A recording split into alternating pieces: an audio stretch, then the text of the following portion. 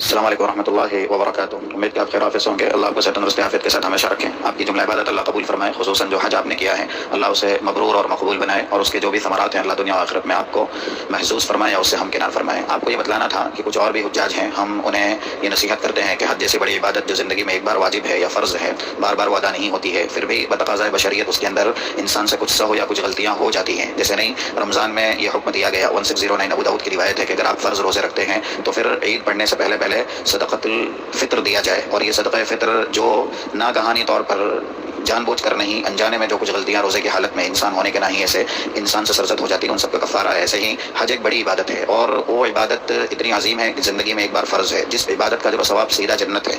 پھر اس میں انسان ہونے کے ناحیے سے کچھ خطائیں رہ جاتی ہیں جو ہم اور آپ کو نہیں معلوم رہتی، اس لیے اس کے کفارے کے طور پر ایک دم کچھ حجاج ہیں الحمدللہ وہ جڑے ہوئے ہیں، ہمارے بہت سے ساتھی ادھر ہیں جو منتظمین میں سے ہیں، وہ لوگ ہمیشہ یہ اہتمام کرتے ہیں اور لوگوں کو یہ تاکید کرتے ہیں جو جڑے رہتے ہیں اپنے، تاکہ وہ اپنا حج بالکل مقبول اور مبرور کرا کر کے جائے۔ تو یہ ایسا نہیں ہے کہ کوئی رکن یا کوئی واجب آپ سے چھوڑ گیا اس کا کفارہ ہے، بلکہ جیسے صدقۃ الفطر ہے کہ کچھ ناگہانی یا پھر انجانے میں کچھ غلطیاں ہو جائے اس کا بدل، تو ایسے ہی حج میں انسان ہونے کے ناحیے سے اگر کچھ کمی یا کچھ غلطی ہو گئی ہے تو اسی کے طور پر ابھی 1 یا 2 دن کے اندر انشاءاللہ جو لوگ اکٹھا ہو رہے ہیں یا جمع ہو رہے ہیں ان کی طرف سے یہ جو دم ہے یا ذبیحہ ہے وہ ذبح کیا جائے گا۔ تو میں آپ سے گزارش کرتا ہوں کہ اس میں آپ بھی شریک رہیں۔ آپ کتنے لوگ ہیں، یا پھر ایسے ہی اگر کوئی آپ کے جانے پہچانے ہیں ان کو بھی آپ یہ میسج سنا سکتے ہیں تاکہ وہ بھی اس میں حصہ لے، تاکہ جو حج ہے وہ آپ کا بالکل مقبول ہو، مبرور ہو، اور بتقاضۂ بشریت اس کے اندر کوئی کمی ہے تو وہ اللہ معاف کر دے۔ اس ناحیے سے ہر حاجی کو حج کرنے کے بعد بطور احتیاط کہ اللہ کے یہاں حج قبول ہو جائے ایک ذبیحہ یا ایک دم دے دینا چاہیے۔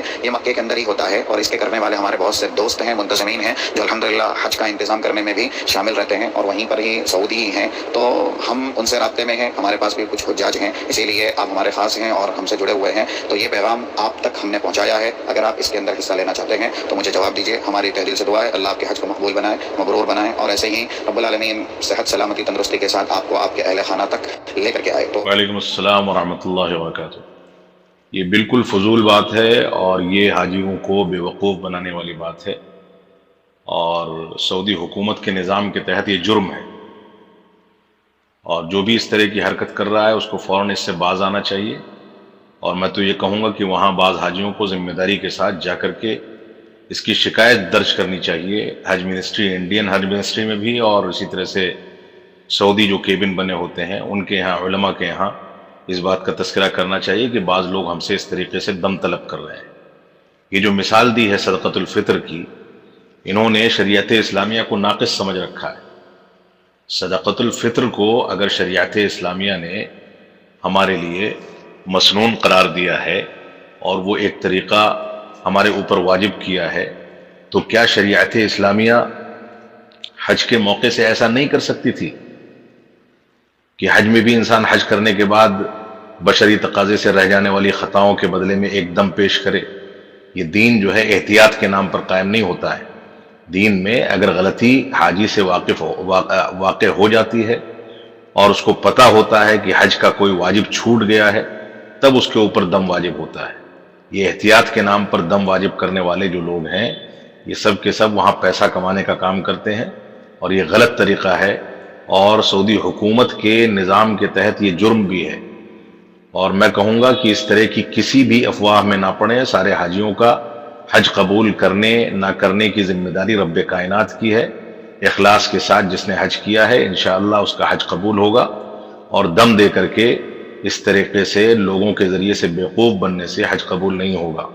لہذا اس طرح کی حرکت میں کوئی بھی نہ آئے، اس بہکاوے میں، اور سارے کے سارے لوگ اپنی سہولت کے حساب سے اپنے ملک واپس آئیں۔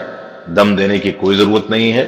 کسی کے پاس اگر اس بات کا تذکرہ ہے کہ اس سے کچھ بھول ہو گئی ہے اور وہ بھول ہلکی پھلکی ہے تو وہ ویسے ہی معاف ہو جاتی ہے، اور اگر وہ بھول واجب کی حد تک ہے کہ حج کا کوئی واجب چھوٹ گیا ہے تو اس کے لیے دم دینا ہوتا ہے۔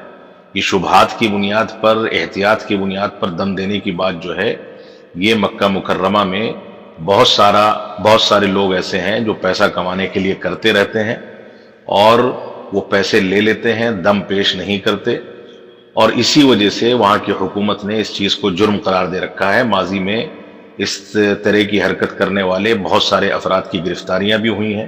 لہذا اس طرح کے لوگوں کے بہکاوے میں بالکل نہ آئیں۔ اللہ رب العالمین ہم کو ہدایت عطا فرمائے۔